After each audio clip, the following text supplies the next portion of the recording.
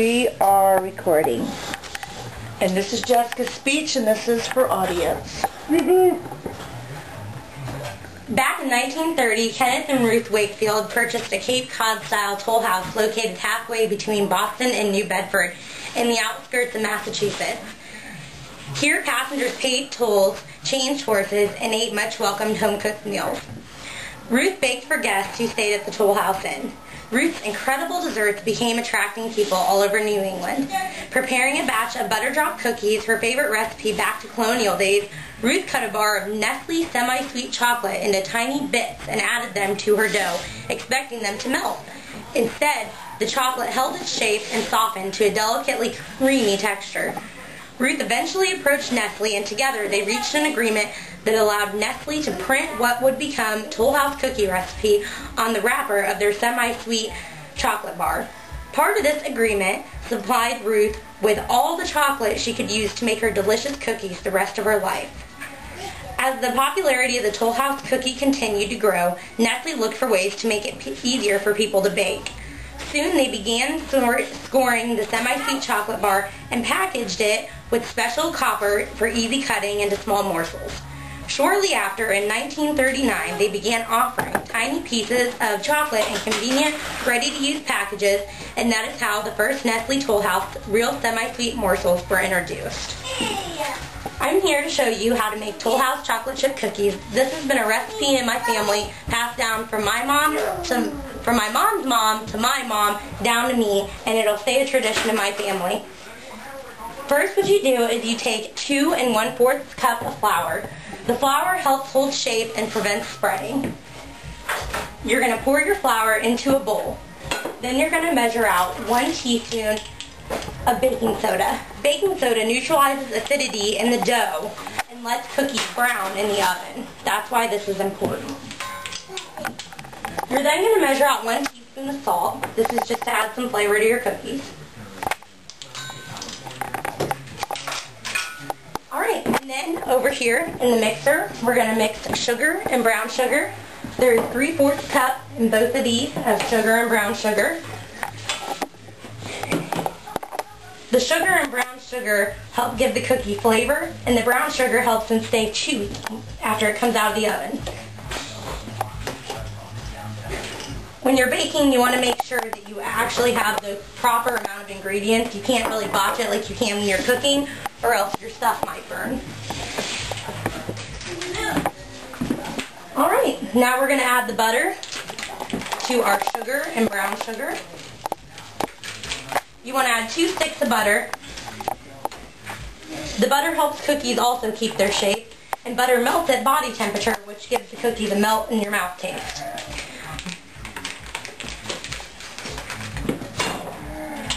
We're going to turn the mixer on to the low level, and we're going to let all this mix up. If you're going to use butter, you don't want to use whipped butter. That's not ideal for baking. Using solid sticks of butter or margarine is way better when you're baking. We're going to come over here, and you really don't want to overmix it, because if you overmix it, it adds too much air to the dough and can allow cookies to get way too hard. You want your cookies to stay chewy, because that's how Toll House cookies are supposed to be. We're going to grab some eggs out of the fridge. You need 2 eggs for this recipe. And you want to beat them in one at a time. That way you have it evenly out. The eggs actually, they help out a lot in cooking. They're a binding agent, so it'll help all your ingredients come together. Now if the first egg's beaten, we're going to add the second egg. You want to make sure that it's beaten before you add the next egg for best results. Alright, now we're going to take our flour mixture we have over here. Vanilla. And we're going to slowly add it. We're going to slowly add it into this after we add the vanilla extract, which I forgot. Vanilla just adds a little extra taste. It doesn't really do much, but I guess it's necessary. You're going to add your flour mixture into the mixer. Maybe add it in a little bit at a time, just so that way you can make sure that it's all blended evenly.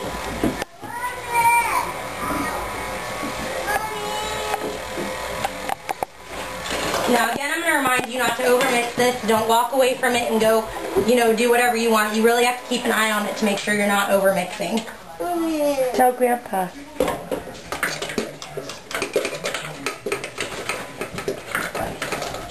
Alright, now we're going to add the rest of the flour mixture. And we're going to turn it on. And we're going to let that mix up a little bit. Alright.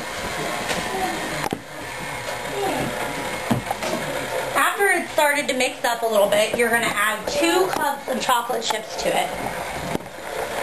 You want to make sure you really don't overmix with the chocolate chips because then they'll get all crushed up inside your dough and then they won't be chocolate chips anymore. We're going to open this up. Pour the chocolate chips in. And we're going to let it.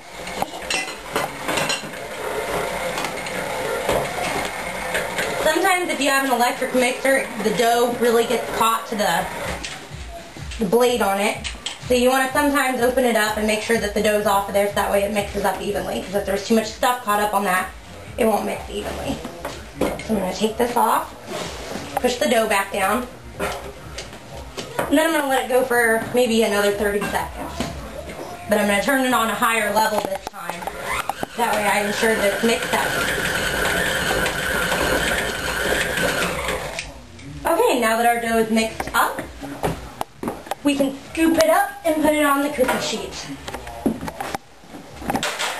Now when you put dough on the cookie sheet, you want to make sure that your cookies aren't too big. They might not cook all the way if they're too big. You want to take about tablespoon amount, lay it on the cookie sheet about 1 inch apart. Make sure your hands are clean when you're doing this because sometimes you have to use your fingers. And you're going to lay them out on the cookie sheet about 1 inch apart. It should fit maybe 12 cookies on here. Maybe a little bit more. Now when you're picking out your baking sheet, you can use one that's thin, but it might burn the bottom of the cookies. They have really expensive ones you can buy, which allows air to move through and allows the cookies to bake evenly. But if you're not looking to buy something expensive, something like this, with a thick rimmed thing, it'll help let some of the air in too, and your cookies will cook pretty evenly. Now remember not to make them too big. You don't want them to be raw on the inside. This is a really easy recipe for whenever you want to do stuff for like the family or anything like that. If you have people coming over, Toll House cookies are really yummy and they're really a good way to bring a smile to everybody's face. And you can have your kids help you, which makes it so much easier because it's such a simple recipe. Alright, I'm almost done laying these out. I'm going to add a little bit more into this cookie because it's kind of small. You don't want to make them too small either. Alright, and my oven is preheated at 375, which is ideal for baking cookies. They take 9 to 11 minutes in the oven. And we're going to let those cook up a little bit. We have some over here that just got out of the oven. And you can I let them bake for about 10 minutes depending on the oven. If your oven gets really hot, you let them bake for less. You just have to make sure to keep an eye on them to make sure they're not burning. Now, if you want chewy cookies, you can leave them on the baking sheet for 3 to 5 minutes and then move them to a cooling rack.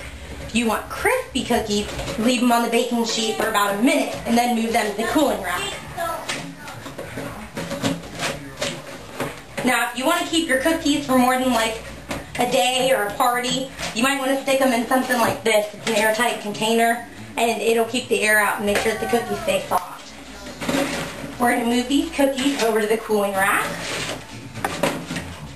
And they can sit here for a little bit and just cool off before you go stick them in anything. That way they keep their shape and they're just all good.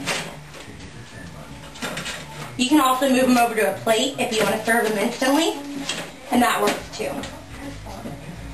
If you try to take them off while they're still too hot though, fresh out of the oven, they might break like this one has, and then they fall apart and they're no good. Well, they're still good for the taste, but they're just not very pretty. If you plan on giving them to other people, you can put them in a container. At Christmas time, we like to put them in tin containers and send them off to the family. It makes everybody happy and they're really easy to do. You can give them to friends, family, anybody whose lives you want to bring joy to. Toll House cookies are an easy, delicious treat that you can share with everyone, and they're sure to bring a smile to everybody's face.